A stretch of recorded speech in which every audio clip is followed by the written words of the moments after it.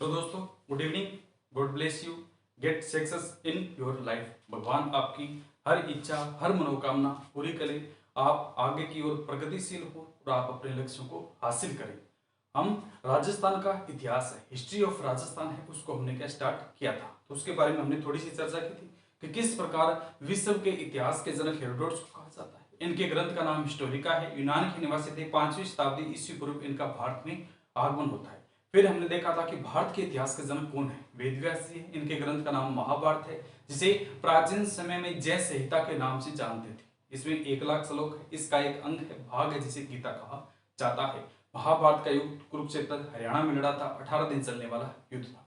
इसके बाद हमने चर्चा की थी कि राजस्थान के इतिहास के जनक कर्नल जेम्स टोड को कहा जाता है। The father of history of Rajasthan is colonel James Tod है। कर्नल जेम्स टोड की अगर हम बात करते हैं तो ये स्कॉटलैंड के निवासी है। स्कॉटलैंड का एक इलिस्ट्रेट क्षेत्र है, वहां के निवासी थे, यूके में उसी क्षेत्र में के रहने वाले थे। ये भारत में अगर पहली बार की अगर हम बात करते हैं तो राजस्थान में पहली बार जून 1806 में प्रथम बार राजस्थान में एंट्री करते हैं, और ये राजस्थान में उदयपुर के आते हैं। राजस्थान में कहां पर आते हैं? उदयपुर में आते हैं। इसके बाद अगर हम बात करते हैं तो ईस्ट इंडिया कंपनी का आधिपत्य था।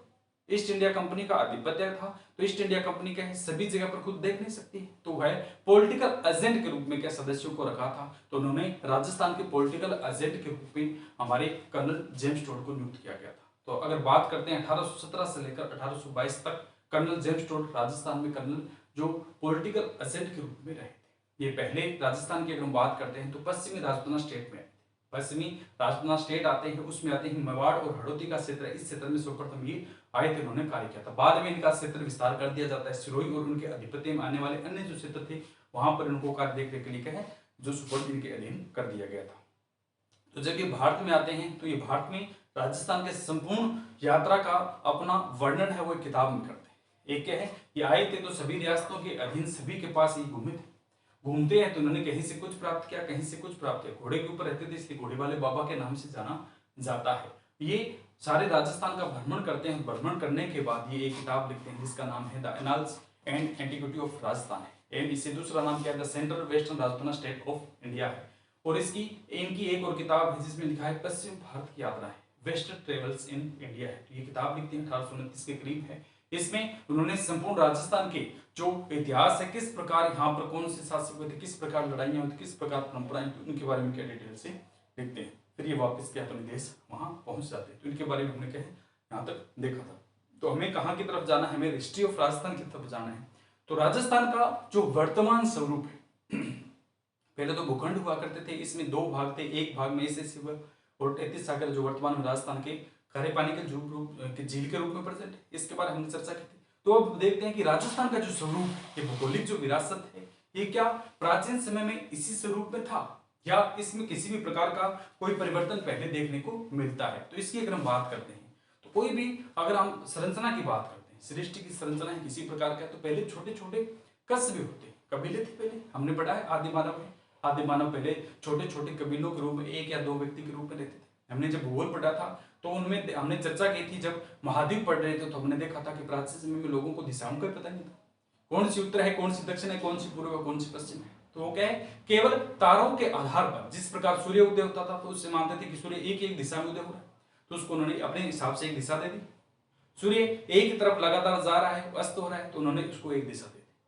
बाद में एक जो पुच्छल तारा है, यानी जो एक तारा है शाम को क्या भोर का तारा है, सांझ का तारा है, उदय होता है, उसके हिसाब से क्या उन्होंने उन दिशाओं का क्या है 2 अन्य दिशाएं जो बच जाती है उनका निर्धारण किया। पहले उत्तर दक्षिण पूर्व पश्चिम नहीं जानते थे, इन्हीं का आकलन क्या है वो करते थे। कोई कहता था कि मेरा सदस्य यहाँ रहता है, मेरे परिवार वाला यहाँ रहता है, तो वो कहते हैं कि जिस तरफ सूर्य उदय हो रहा है उस तरफ यह इनका कबीला है, तो उसी दिशा के अनुरूप उसी के अनुरूप है जाया करते थे। तो प्राचीन समय में छोटे छोटे कबीले हुआ करते थे। इसी प्रकार अगर राजस्थान की बात करते हैं, जो हम वर्तमान स्वरूप देख रहे हैं, वर्तमान जो संरचना देख रहे हैं, क्या प्राचीन समय में ऐसा था? नहीं। किसी भी प्रकार की कोई भी विरासत हो, कोई भी संस्था हो, कोई भी संस्थापक हो उस संस्था को बनाने में उसके लिए समय लगता है। तो उसी प्रकार हमारा जो राजस्थान था, ये प्राचीन समय में क्या है छोटे छोटे भूखंडों में, थोड़े थोड़े रियासतों में, कबीलों में क्या बटा हुआ था। छोटे छोटे कबीले हैं, रियासतें हैं, उनमें बटा हुआ था। बाद में धीरे धीरे इसको क्या प्रयत्न करना पड़ा। राजस्थान का जो वर्तमान स्वरूप आया है, इसके लिए राजस्थान के निवासियों को और अन्य नागरिकों को बहुत सारे प्रयत्न करने पड़े। उस प्रयत्न के अनुरूप क्या है, ये हमारा राजस्थान का जो स्वरूप वर्तमान में है, ये 1 नवंबर 1956 के बाद में इस प्रकार का स्वरूप हमें देखने को मिल रहा है। तो हम यहाँ से क्या राजस्थान की हिस्ट्री स्टार्ट करेंगे। तो राजस्थान की हिस्ट्री में हम बात कर लेते हैं राजस्थान का एकीकरण। राजस्थान का एकीकरण है, पहले अगर हम बात करते हैं छोटे छोटे कबीले समूह होंगे तो उनको क्या मिलाएंगे, तभी तो एक बड़ा कबीला बनेगा या एक बड़ा गांव है वो एक अपना रूप आकार लेगा। तो इसी प्रकार जो राजस्थान के ये स्वरूप थे, छोटे छोटे रियासतें हुआ, छोटे छोटे संभाग थे, उन संभागों में छोटी छोटी रियासतें थी, कहीं कौन सी रियासत अपने अनुसार के बना लेते थे। तो ये रियासतें थी, इन रियासतों को धीरे धीरे के इकट्ठा किया गया। विभिन्न जो लोग थे उनके प्रयासों के माध्यम से ये रियासतें इकट्ठी हुई थी। कभी कौन सी रियासत ने मना कर दिया, कभी कोई सी रियासत कहती थी मैं राजस्थान में नहीं मिलकर के मेरे डेथ वारंट पर साइन कर रहा हूँ, ऐसे कर रहा हूँ, मैं इसमें नहीं मिलना चाहता, मैं पाकिस्तान में जाना चाहता हूँ, कोई कह रहा था मैं यूपी में जाना चाहता हूँ। तो इस प्रकार के है लोगों ने विभिन्न प्रकार के, हम इनके बारे में डिटेल से आगे बढ़े, लेकिन एक बार स्टार्ट करें तो इनके बारे में थोड़ा सा देख लेते हैं कि जो रियासतें थी उन्होंने क्या विभिन्न प्रकार के जो कार्य बताए थे कि हम इस प्रकार करेंगे तब हम राजस्थान में मिलेंगे, हम इस प्रकार करेंगे तब इसमें मिलेंगे। तो राजस्थान का एकीकरण यानी सभी रियासतों को अपने एक मुट्ठी में यानी एकीकरण करना है, एकीकृत करना है। तो किस प्रकार ये एकीकृत हुआ था। तो सर्वप्रथम राजस्थान के एकीकरण की बात करते हैं, उससे पहले देखते हैं कि जब हमारा भारत आजाद हुआ, सभी जानते हैं 15 अगस्त 1947 को भारत आजाद होता है। भारत क्या होता है, आजाद होता है। उससे पहले वहां अगर हम बात करते हैं विदेश में, इंग्लैंड की अगर बात करते हैं तो वहां पर रियासतें थी, वहां पर विंस्टन चर्चिल थे। हमने पॉलिटिकल पढ़ा था तो वहां चर्चा की थी, वहां के जो पीएम होते हैं वो कौन से होते हैं, विंस्टन चर्चिल थे। विंस्टन चर्चिल वहां के क्या होते हैं, पीएम होते हैं। वहां पर ये सारी सत्ता का हस्तांतरण कर देते, British east India company Bharat पर आधिपत्य कर रखा था, अपने अधीन चला रहे थे, जिस प्रकार वो कह रही थी वैसे हम क्या कर रहे थे, जो शासक थे वो भी क्या इनके अधीन में क्या कुछ बातें कर रहे थे। तो इस प्रकार ये परंपराएं चल रही थी। लेकिन जैसे ही विंस्टन चर्चिल है वो उनकी सत्ता हाथ से जाती है, उनकी सत्ता क्या है हाथ से निकल जाती है। अगर हम बात करते हैं इंग्लैंड में तो विंस्टन चर्चिल 1945 तक वहां के पीएम थे, लेकिन जुलाई 1945 में वहां पर चुनाव होते हैं इंग्लैंड में। वहां पर एक दल एकीकृत हुआ था जिसका नाम है मजदूर दल, लेबर पार्टी है, मजदूर दल है। इस दल ने बहुत सारे प्रयत्न किए थे, बहुत सारे प्रयास किए थे। प्रयास करने के बाद जनता ने इस दल को बहुमत से जिताया था और क्लीमेंट एटली की वहां पर क्या सरकार बनती है। मजदूर दल के संस्थापक है, मजदूर दल के नेता है, मजदूरों का यूनियन था कि जो सत्ता में होता है उसके द्वारा यदि जनता को प्रताड़ित किया जाता है तो लोग अपने ही आस पड़ोस में इधर उधर देखते हैं और एक संगठन बना लेते हैं। उसी प्रकार वहां पर अगर हम बात करते हैं इंग्लैंड में है तो क्लीमेंट एटली के सहयोग से, क्लीमेंट एटली वहां के संस्थापक थे, उनके द्वारा एक पार्टी बनाई जाती है जिसका नाम है लेबर पार्टी है या इसे मजदूर दल कहा जाता है। तो मजदूर दल के संस्थापक थे क्लीमेंट एटली। जैसे ये सत्ता में आते हैं, सत्ता में आए थे तो जैसे ही सत्ता का शासक चेंज होता है, अपने ये देखिए अगर पीएम चेंज होंगे तो उनकी रणनीतियां चेंज होती हैं, उनके विचार चेंज होते हैं। अगर हम बात करते हैं पार्टी विरोधी और पार्टी पक्षी किसे कहा जाता है, केवल विचारधाराओं का अंतर है। अभी अपने ऊपर ले लीजिए कि अपने लोकसभा के चुनाव चल रहे हैं, कोई तो क्या है बीजेपी की विचारधारा का व्यक्ति वो बीजेपी को वोट, कोई कांग्रेसी विचारधारा का व्यक्ति वो कांग्रेस को वोट दे रहा है। उसी प्रकार वहां पर भी क्या है, इंग्लैंड में भी पार्टियां बनी थी, चर्चिल थे सदस्य रहे थे और पीएम रहे थे लंबे समय तक विंस्टन चर्चिल ने। लेकिन जनता ने उनको जान लिया, पहचान लिया, तो जनता ने क्या है सत्ता परिवर्तन किया और मजदूर दल है क्लीमेंट एटली है उनको पीएम बनाया। जैसे ही पीएम बनते हैं, पीएम बनने के बाद में थोड़े ही समय के बाद जैसे ही पीएम बनते हैं और पीएम बनने के बाद में जैसे थोड़ा समय बीतता है तो इनके द्वारा ब्रिटिश की जो संसद थी 1945 में चुनाव जीत कर आते हैं। ब्रिटिश की जो संसद थी उसमें 1947 में ये एक प्रस्ताव रखते हैं कि हम जो भारत है उसकी संवैधानिक व्यवस्था है, उसका संविधान है, वो भारतीयों के हाथों हस्तांतरित करेंगे। पता था कि हम भारत छोड़ो आंदोलन है, विभिन्न प्रयास किए थे महात्मा गांधी के द्वारा, इस प्रकार उन्होंने बहुत प्रयास किए थे। लेकिन जब वो मजदूर दल के नेता क्लीमेंट एटली आते हैं, वो आते ही जो ब्रिटिश की संसद थी उसमें एक विधेयक प्रस्तुत करवाते हैं, विधेयक लेकर आते हैं कि हम जो भारत का संसदात्मक प्रणाली है वो भारतीय हाथों में स्थानांतरित करें, यानी हम यहाँ से उनका संविधान नहीं चलाएंगे, हम उन्हीं के लोगों के द्वारा उनको सौंप देंगे कि आप अपने हिसाब से क्या है अपना संविधान चलाओ। तो इस प्रकार उन्होंने क्या प्रस्ताव पेश किया था। ब्रिटिश की संसद में, लेकिन उस संसद ने उसे पारित नहीं किया था। संसद में अपने सदन होते हैं, वैसे वहां पर कार्य प्रणाली चलती, तो वहीं पर कार्य प्रणाली चल रही थी। ये लोकसभा राज्यसभा इस प्रकार वहां पर क्या है, सीनेट के माध्यम से क्या चर्चाएं होती है, तो वहां पर भी ऐसे प्रस्ताव आए थे, तो प्रस्ताव के ऊपर क्या चर्चा चल रही थी। उस समय वहां की अगर हम बात करते हैं, वाइसराय वेवेल थे। भारत के अधीन अगर हम बात करते हैं, भारत के ऊपर जो अपनी नजर रखने वाले वाइसराय कौन से थे, वेवेल थे, लॉर्ड वेवेल थे। लॉर्ड वेवेल को उन्होंने जो थे कलिमेट एटली थे, उन्होंने कहा था कि भारत में इस प्रकार के हम उनका सत्ता का हस्तांतरण करना चाहते हैं, तो वेवेल उनको अपने लायक लगे नहीं कि जैसा मैं कहूंगा वैसा वाइसराय वेवेल, भारत का जो वाइसराय है वो मेरे अनुसार कार्य नहीं करेगा। तो उन्होंने क्या, वेवेल को वापस बुलाया। वेवेल को वापस बुलाते हैं और माउंटबेटन को, ठीक है, लॉर्ड माउंटबेटन को भारत भेजते हैं। लॉर्ड माउंटबेटन को क्या है, उनके द्वारा भारत भेजा जाता है। उन्हें भारत का वाइसराय और गवर्नर जनरल के रूप में नियुक्त कर भारत में भेजते हैं।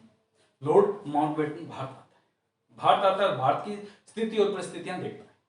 उधर कौन सा था, ब्रिटिश की संसद में जो प्रस्ताव पेश किया गया था कि हम भारतीयों की संसदात्मक जो प्रणाली है वो भारतीयों के हाथों में स्थानांतरित करना चाहते हैं, वहां प्रक्रिया चल रही थी।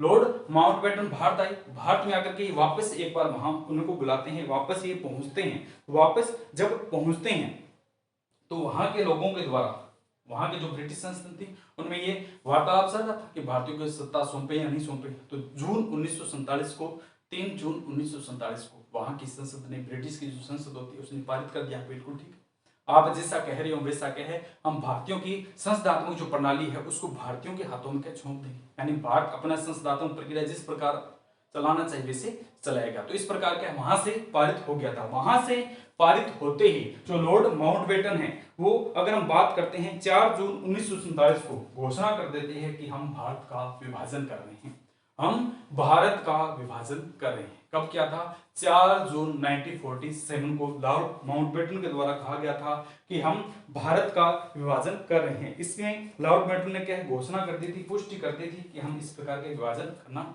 चाह रहे हैं और भारतीयों की सत्ता भारतीयों के हाथों में सौंप रहे हैं। यानी हम इस प्रकार की जो संसद की प्रक्रिया जो ब्रिटिश सरकार अब देखती है उसको हम केवल भारतीयों को सौंप रहे हैं, भारतीयों के अधीन हम कर रहे हैं और भारत अपने रूप के इस सत्ता को चलाएंगे। इस प्रकार के उनके द्वारा घोषणा की गई। तो हम पता है 15 अगस्त 1947 को, 15 अगस्त 1947 को भारत का देश के आजाद होता है और भारत का देश के आजाद होता है। आजाद होने के बाद के एक स्वतंत्र ये अस्तित्व में आता है। तो उन्होंने कहा था कि हम जो है 1547 में हमारे द्वारा जो ब्रिटिश प्रस्ताव पेश किया गया है उसको 1948 तक संपूर्ण भारत में इसे लागू कर दिया जाएगा।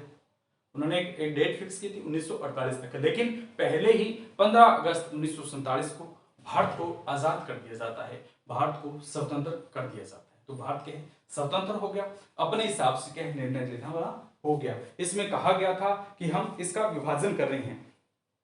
इसका क्या विभाजन, तो हमने देखा था कि 14 अगस्त और 15 अगस्त को है 2 भागों में विभक्त हो गया था। भाग जो अलग विचारधारा के थे वो पाकिस्तान की ओर चले। मोहम्मद अली जिन्ना है और उनके प्रयासों के जो व्यक्ति है उन्होंने अलग से अपना डिमांड की थी, और जो हिंदू थे या अन्य जो जिन्होंने भारत में रहना चाहते थे, जो जहां पर रह रहे थे, उन्होंने क्या भारत में रहना स्वीकार किया था। तो इस प्रकार 15 अगस्त 1947 को भारत हमारा आजाद होता है। तो जब भारत आजाद होता है तो उसमें राजस्थान भी तो था, हमारा ये राजस्थान है वो भी तो था, इसमें भी रियासत थे, शासक थे, और इनके बारे में क्या है, इसमें प्रयास में क्या कहा गया था। तो 15 अगस्त 1947 को जब देश आजाद होता है तो ये रियासतें भी आजाद होगी, ब्रिटिश सरकार से ये रियासतें भी क्या है, आजाद हो जाएगी। ठीक है, इसमें यह जो प्रक्रिया अपनाई गई थी, इसमें यह रखा गया था कि जो रियासतें हैं, जो ये 15 अगस्त 1947 को ये पारित किया गया था कि भारत एक स्वतंत्र राज्य, भारत को एक स्वतंत्र बना दिया जाता है, किसके, ब्रिटिश के अधीन ये कार्य नहीं करेगा। तो इसमें कहा गया था कि जो रियासतें हैं, उन्होंने, किसी ने पूछा होगा कि रियासतों के में क्या किया जाए, तो उन्होंने कहा था कि जो रियासतें हैं भारत में, जो रियासतें हैं वो शामिल होना चाहिए, उनको स्वतंत्र किया गया था। रियासतें थे, शासक थे, राजा थे, महाराजा थे, उनको क्या स्वतंत्र रख दिया गया था। और कहा गया था कि जो रियासतें हैं उनको स्वतंत्र रखा जा रहा है, जो विलय में मिलना चाहिए वो मिल सकती है, जो भारत में मिलना चाहिए भारत में मिल सकती है, और जो पाकिस्तान की तरफ जाना चाहिए वो पाकिस्तान में जा सकती है। तो अपनी भी रियासतें थी कुछ, राजस्थान की भी रियासतें हैं, सर्वाधिक अगर बात करते हैं तो हम राजस्थान की रियासतों की बात करते हैं, यहाँ पर ही ज्यादा किले हैं, ज्यादा दुर्ग है, ज्यादा महाराजा है, ज्यादा राजा है और ज्यादा क्या शासक है। यहीं पर हमने देखते हैं राजस्थान में, ठीक है। तो यहाँ के क्या शासक हुए, तो उन्होंने कहा कि जो हमारे भारत में मिलना चाहिए, भारत संघ में मिलना चाहिए, वो मिलना चाह सकता है, और जो पाकिस्तान में मिलना चाहिए वो पाकिस्तान में मिल सकता है, और जो रियासतें हैं इन दोनों में भी ना मिलना चाहिए, स्वतंत्र रहना चाहती है, वो स्वतंत्र रह सकती है। तो इनको क्या अपना अधिकार दे दिया। रियासतें थी, हम आएंगे राजस्थान का जो अस्तित्व है उसकी तरफ चल रही है, तो ये रियासतें थी, इनको एक स्वतंत्र अस्तित्व दे दिया कि आप या तो पाकिस्तान में मिलो या भारत में मिलो, या आपकी इच्छा है तो स्वतंत्र रहना चाहो तो आप क्या स्वतंत्र रह सकते हो। तो इसमें कुछ रियासतें तो ऐसी थी जिन्होंने क्या सरकार से मिलना स्वीकार कर लिया था, जैसे बीकानेर के नरेश सादुल सिंह है, बीकानेर के नरेश सादुल सिंह के द्वारा राजस्थान के में सर्वप्रथम मिलना स्वीकार किया गया था कि हम इसमें मिलेंगे। लेकिन कई शासक ऐसे थे कि नहीं, हम तो यहाँ नहीं मिलेंगे, हम तो पाकिस्तान की तरफ से हैं। मोहम्मद अली जिन्ना के कहने पर कई शासक है, हनुमत सिंह है, पाकिस्तान में मिलना स्वीकार किया था कि हाँ हम वहां पर चलेंगे। लेकिन बाद में क्या सरदार वल्लभ भाई पटेल है, वीपी मेनन के प्रयासों से उन्होंने क्या राजस्थान में मिलना स्वीकार किया गया था, ठीक है। तो ये स्वतंत्र रियासतें थी, इन रियासतों को लेकर राजस्थान का जो सरदार वल्लभ भाई पटेल है, सरदार वल्लभ भाई पटेल है, उनके प्रयासों से एक डिपार्टमेंट बनाया गया था जिसका नाम है रियासती भाग, जिसका नाम क्या है रियासती भाग है, जिसके संस्थापक कौन से सरदार वल्लभ भाई पटेल है। इन्हें लौह पुरुष की संज्ञा दी जाती है। ये राजस्थान के एकीकरण में सर्वाधिक योगदान की अगर हम बात करते हैं तो कौन रहे थे, सरदार वल्लभ भाई पटेल। ये सभी रियासतों के पास बार बार जाते कि आप राजस्थान में मिलो, आप राजस्थान में मिलो, उन्हें बार बार समझा रहे थे। कई तो अपनी स्वेच्छा के अनुसार राजस्थान में मिलना स्वीकार करते हैं कि ठीक है आप कह रहे तो उनके राजस्थान में मिलना स्वीकार करते हैं। लेकिन कई रियासतें ऐसी थी उन्होंने कहा था नहीं, हम तो पाकिस्तान में जाना चाहते हैं, हम उनकी भाषा समझते, हम उनके साथ जाना चाहते हैं, हम भरतपुर में मिलना चाहते हैं। किसी ने कहा था हम कहीं जाना चाहते हैं। तो इस प्रकार राजस्थान की कुछ रियासतें थी उन्होंने अलग अलग जाना स्वीकार किया। तो भारत सरकार के मुख्य सचिव वीपी मेनन को कहे, इस जो इन्होंने सरदार वल्लभ भाई पटेल ने संस्था बनाई थी, संसदीय विभाग जो बनाया था, इसका सचिव बनाया गया था वीपी मेनन को है। वीपी मेनन और सरदार वल्लभ भाई पटेल ने इनको कहा था कि तुम्हें रियासतें तो है, स्वतंत्र तो हो, लेकिन तुम्हें सुविधा भी चाहिए, तुम्हें संचार के भी साधन चाहिए, तुम्हें सुरक्षा भी चाहिए। अगर स्वतंत्र होगे तो कोई भी तुम पर आक्रमण कर दे, कोई भी हमला कर देगा, इससे अच्छा है कि तुम एकीकृत हो जाओ, तुम क्या है मिल जाओ, सभी अगर इकट्ठे हो जाओगे, एकजुट हो जाओगे तो तुम्हें क्या सारी सुविधाएं भी मिलेगी, तुम पर कोई आक्रमण भी नहीं करेगा, आक्रमण करने से पहले 100 बार सोचेगा।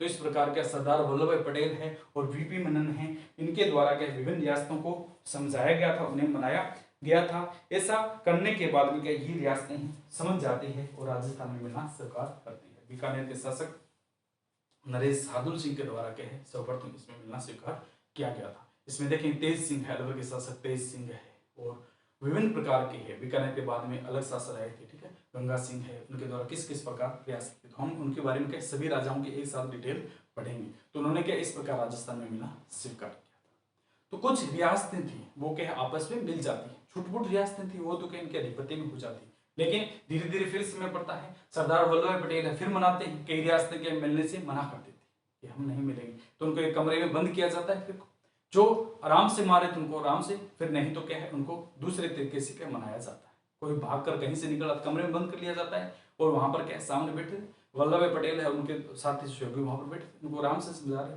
हाँ तुम मिलना स्वीकार करे, बोले नहीं मिलना स्वीकार करो नहीं, फिर क्या उनको अपने तरीके से समझाते तो वो क्या मान जाते ठीक है तुम ऐसा करे तो हम क्या राजस्थान में मिलना स्वीकार करते हैं। तो इस प्रकार रियासतें मिल जाती है। लेकिन ये छोटी छोटी रियासतें हैं वो तो मिल जाती है, छोटी छोटी रियासतों को मिलाकर बड़ी बड़ी रियासतें बना दी।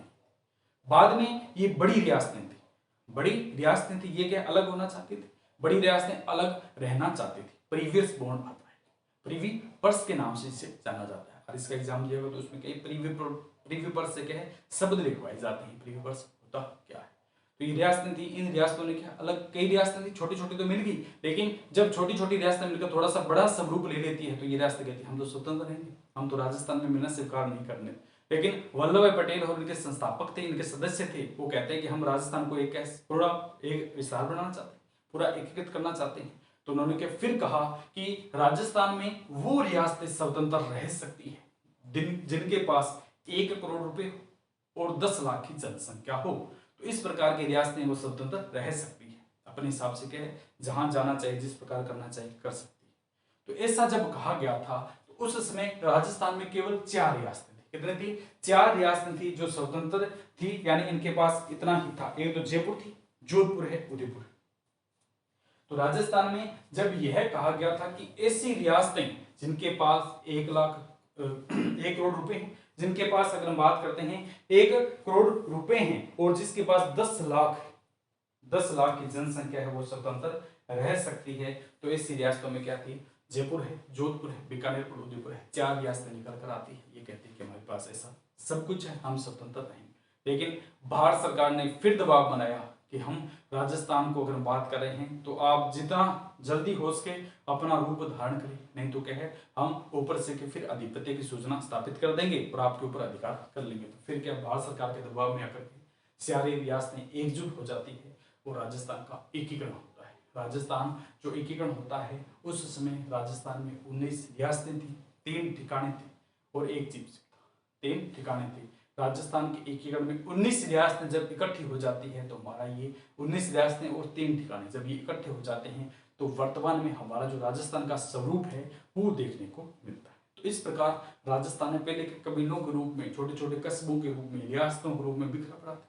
धीरे धीरे प्रयत्न करवाते हैं, प्रयत्न के माध्यम से कहीं एकजुट होता है और राजस्थान का जो वर्तमान स्वरूप है उस प्रकार ये देखने को मिलता है। तो इसमें हमने पहले चर्चा की थी, जब राजस्थान का भूगोल पढ़ा था वहां हमने चर्चा की थी कि राजस्थान का एकीकरण 7 चरणों में हुआ।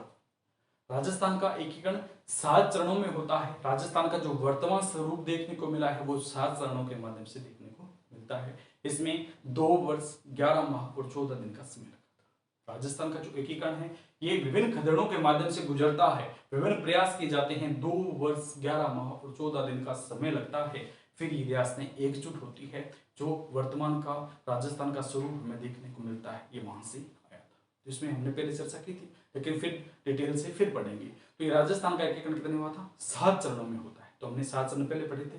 पहले अगर बात करते हैं मत्स्य, पूर्व, शुक्त, वृत्त, शुक्त, वृत्त, संघ, राजस्थान। इस प्रकार ये 7 चरणों के नाम है। डिटेल से फिर पढ़ेंगे। आज थोड़ा सा देख लेते हैं, कल इनके बारे में डिटेल से पढ़ेंगे। तो कौन सा है? मत्स्य, पूर्व, शुक्त, वृत्त, शुक्त, वृत्त, संघ, राजस्थान। राजस्थान संघ छठा चरण था, उसे क्या कहा जाता है? राजस्थान संघ के नाम से जाना जाता है। छठे चरण में 26 जनवरी 1950 को भारतीय संविधान लागू हो जाता है। इसकी अगर बात करते हैं, अगर छठा चरण जो होता है, छठे चरण की अगर हम बात करते हैं तो छठे चरण के समय 26 जनवरी 1950 को भारत का संविधान लागू हो जाता है। तो इसमें पीएम रह नहीं सकते, 2 पीएम को एक पीएम से चेंज करना पड़ेगा, यानी पीएम को सीएम बनाया गया था। किस प्रकार हीरालाल शास्त्री थे, उनको पीएम थे, पीएम से सीएम की तरफ लाते, तो हमने पहले चर्चा की थी। तो राजस्थान का एकीकरण है उसको 7 चरण में होता है। इनकी तारीख की अगर बात करते हैं तो हमने लिखा था 18 मार्च 1948, 25 मार्च 1948, 18 अप्रैल 1948। इसके बाद अगर बात करते हैं 30 मार्च 1949 है, 15 मई 1949, 26 जनवरी 1950 है, 1 नवंबर 1956 है। इस प्रकार राजस्थान का जो 7 चरण है वो कंप्लीट होते हैं, सातों के नाम से इस प्रकार। पहले चरण की अगर हम बात करते हैं तो इसमें 4 रियासतें थी। कितनी रियासतें थी? 4 रियासतें हैं। अलवर, भरतपुर, करौली, धौलपुर। अलवर, भरतपुर, करौली, धौलपुर है। प्रथम चरण की अगर हम बात करते हैं मत्स्य संघ। मत्स्य संघ नाम रखा गया था के.एम. मुंशी के नाम से रखा गया था। ये आज समझ बन गया, कल इसके बारे में डिटेल से करेंगे। थोड़ा सा एक दिमाग में डाल देता हूं किस प्रकार प्रक्रिया थी। तो राजस्थान स्वरूप इस प्रकार आया था और 7 चरण बने थे। यहाँ से क्या हम पहले चरण की बात करेंगे तो प्रथम चरण की अगर हम बात करते हैं इसका नाम मत्स्य संघ रखा गया था। ये के.एम. मुंशी के कहने पर रखा गया था। उन्होंने सिफारिश की थी आप इसका नाम क्या मत्स्य संघ रखो, तो उसका नाम मत्स्य संघ रखा गया था। इसमें 4 रियासतें आती है, अलवर, भरतपुर, करौली और धौलपुर। अलवर, भरतपुर, करौली और क्या है धौलपुर है, इसमें 4 रियासतें आती है। अलवर को राजधानी बनाया गया था। अलवर थी उसको क्या बनाया जाता है? उसको राजधानी बनाया जाता है। और इसके अंदर अगर हम बात करते हैं निमराना ठिकाना, 4 रियासतें थी प्लस एक क्या था ठिकाना था जिसका नाम क्या निमराना है। उद्घाटनकर्ता अगर पीएम की अगर बात करते हैं या उद्घाटनकर्ता कौन से थे? प्रथम चरण के उद्घाटनकर्ता की अगर हम बात करते हैं तो इसके उद्घाटनकर्ता थे, प्रथम की उद्घाटनकर्ता है वो गोडगिल है। प्रथम के क्या है? गोडगिल है, दूसरे की गोडगिल है, तीसरे के चाचा है, चौथे के पटेल है। गोडगिल चाचा पटेल है। इसके पीएम की अगर बात करते हैं कुमावत, असावा, वर्मा, शास्त्री। डिटेल से कल करवाएंगे इनकी, ठीक है, बात तो थोड़ा सा देख लेते हैं। और प्रथम चरण का उद्घाटन किस किले में हुआ था? ये क्वेश्चन पूछा जाता है। भरतपुर या लोहागढ़ तुर्क के अंदर इसका क्या उद्घाटन होता है। फिर दूसरा चरण आता है जिसका नाम क्या है मत्स्य, दूसरे का नाम क्या है पूरव है। इसमें कौन सी थी, बांसवाड़ा है, बूंदी है, किशनगढ़ है, कोटा है, प्रतापगढ़ है, शाहपुरा है, टोंक, ये इसमें रियासतें आती है। तीसरे की अगर बात करते हैं, तीसरे चरण में जब दूसरे के साथ उदयपुर मिल जाता है तो अपनी तीसरी रियासत बनती है, तीसरी रियासत बनती है। चौथे की अगर बात करते हैं वृत्त राजस्थान यानी मध्य पूर्व संयुक्त राजस्थान की अगर बात करते हैं, इसके अंदर जयपुर, जोधपुर, जैसलमेर, बीकानेर मिल जाते हैं तो अपना चौथी रियासत बनती है। चौथी रियासत की अगर बात करते हैं उसका नाम क्या है, मध्य पूर्व संयुक्त वृत्त। पांचवे का नाम क्या है, संयुक्त वृत्त है। संयुक्त वृत्त में क्या है, पहला प्लस चौथा है, पहला प्लस चौथा मिल जाता है यानी मत्स्य संघ और चौथा जब मिल जाता है तो अपना पांचवा चरण बढ़ता है, वृत्त संघ बनता है। इसके बाद में कौन सा आता है, मत्स्य पूर्व संयुक्त वृत्त संघ राजस्थान है, संघ राजस्थान है। यदि अगर बात करते हैं छठा चरण है, इसके अंदर अगर बात करते हैं तो इसमें संयुक्त राजस्थान है और सिरोही और आबू का कुछ क्षेत्र इसमें जब अधिपत्य में आ जाते हैं तो अपना छठा चरण बनता है। सातवें में क्या सुनील टप्पा है, सिरोंज भाग है, अंबिका कुछ क्षेत्र है, इसमें जब जुड़ता है तो राजस्थान का सातवां चरण है कंप्लीट होता है। तो ये हमारे कुछ पॉइंट थे। ये राजस्थान का एकीकरण है, ये हम कल डिटेल्स पढ़े, किस प्रकार प्रथम चरण होता है, किस प्रकार दूसरा चरण होता है, किस प्रकार प्रथम चरण का नाम मत्स्य संघ रखा गया था, किसके कहने पर है, तो इसका उद्घाटन कहाँ पर होता है, भरतपुर के किले में, लोहागढ़ में होता है, दूसरे का कोटा में होता है, तीसरे की अगर बात करते हैं तो उदयपुर की सिटी प्लेस वहां पर होता है। इसी प्रकार चौथे अगर बात करते हैं, चौथे की स्थापना कहाँ होती है, पांचवा जो अपना उद्घाटन है, पांचवा चरण है उसका उद्घाटन कहाँ होता है, छठे चरण में क्या है, ठीक है। और फजल अली की अध्यक्षता में पुनर्गठन राज्य पुनर्गठन आयोग बनाया गया था, वो किस चरण में इसके लिए सिफारिश की गई थी, किसके द्वारा इसकी सिफारिश की थी, राजस्थान के ये जो चरण है इनमें सबसे बड़ा चरण कौन सा था। और अगर हम बात करते हैं यहाँ की जो राजस्थान के ये चरण है, इनके कुछ क्या है, जनसंख्या भी तो थी कि मध्य की कितनी, पूर्व की कितनी है, और अगर हम बात करते हैं भारत की कितनी, यहाँ की जनसंख्या कितनी थी और इनकी क्या है आमदनी कितनी थी। प्रश्न पूछा गया, कई बार पूछा गया है कि मत्स्य संघ की कितने रुपए प्रति व्यक्ति आय थी, यहाँ के सालाना जो कितने थे, कितने रुपए के हिस्से से यहाँ मत्स्य संघ में कितने रुपए के हिसाब से क्या है लोगों की यहाँ की राशि थी, कितने रुपए थे, 200 थे, 500 थे, 184 करोड़ थे, किस प्रकार थी, 200 थे, 600 थे। तो इनके बारे में क्या संपूर्ण जो राजस्थान का एकीकरण है कल चर्चा करेंगे। आज हम देखें कि राजस्थान किस प्रकार आता है। प्राचीन समय में रियासतें हुआ करती थी, स्वतंत्र था, भारत आजादी से पहले के लेकर भारत आजादी के बाद तक के बारे में चर्चा कर रहे थे हम। क्या पहले क्लेमेंट एटले थे, उन्होंने कहा था कि भारत की हम सत्ता सौंप देंगे भारतीयों को अपना संविधान के अनुसार। क्या जिस प्रकार अपना संविधान, क्यों पहले तो क्या ब्रिटिश ईस्ट इंडिया कंपनी थी, वही अपने ऊपर अधिकार लगा रही थी, वो जिस प्रकार का रूल बनाती थी, जिस प्रकार के नियम बनाती थी उसी के अनुसार हमें चलना पड़ता था। लेकिन क्लेमेंट एटली जैसे ही आते हैं, मजदूर दल के संस्थापक थे, जनता दल लेबर पार्टी थी, तो लोगों का हाल जानते थे, तो उन्होंने कहा कि हम भारतीयों के अनुसार क्या है, हम उनका संविधान उनके अनुसार क्या चलाने के लिए स्वतंत्रता दे देंगे। तो जैसे ही स्वतंत्रता देते हैं, उन्होंने घोषणा की थी 1948 तक भारत को ये सौंप दिया जाएगा। लेकिन उनसे पहले ही 15 अगस्त 1947 को भारत को स्वतंत्र कर दिया जाता है और रियासतों को एक स्वतंत्रता दी जाती है कि आप मिलना चाहे तो पाकिस्तान में मिले, मिलना चाहे तो भारत में मिले, अगर स्वतंत्र रहना चाहे तो स्वतंत्र रहें। कुछ रियासतें स्वतंत्र रहना चाहती थी, कुछ पाकिस्तान में जाना चाहती थी, तो कुछ भारत में आना चाहती थी, तो उनको अलग अलग है। फिर राजस्थान की अगर बात करते हैं, सरदार वल्लभ भाई पटेल राजस्थान के लौह पुरुष के नाम से जाना जाता है। राजस्थान के एकीकरण में सबसे ज्यादा योगदान इनका रहा था। तो ये क्या है, हृदयनाथ कुंजरू है और इनके साथ अन्य लोगों के साथ बलवंत सिंह मेहता है, इनके अन्य जो लोगों के साथ क्या कार्य कर करके राजस्थान के एकीकरण में सहयोग करवाते हैं और राजस्थान की रियासतों को ज्यादा से ज्यादा राजस्थान में विलय करने के लिए तत्पर करते हैं कि आप राजस्थान में आए, आपको सभी प्रकार की सुविधाएं दी जाएगी। तो इस प्रकार यह राजस्थान का जो स्वरूप है, ये एकीकरण के रूप में इस प्रकार सामने आया था। तो कल हम राजस्थान के एकीकरण की संपूर्ण डिटेल पढ़ेंगे, एक ही क्लास में और सारी की डिटेल पढ़ेंगे। आप थोड़ी ज्यादा तो इसलिए क्या समझ में नहीं आएगी, थोड़ा सा एक बेसिक सा आपको पता चल गया कि इस प्रकार है, ठीक है। तो राजस्थान के एकीकरण कल पढ़ेंगे। आज के लिए इतना, ओके दोस्तों, खुश रहें, मस्त रहें, थैंक यू।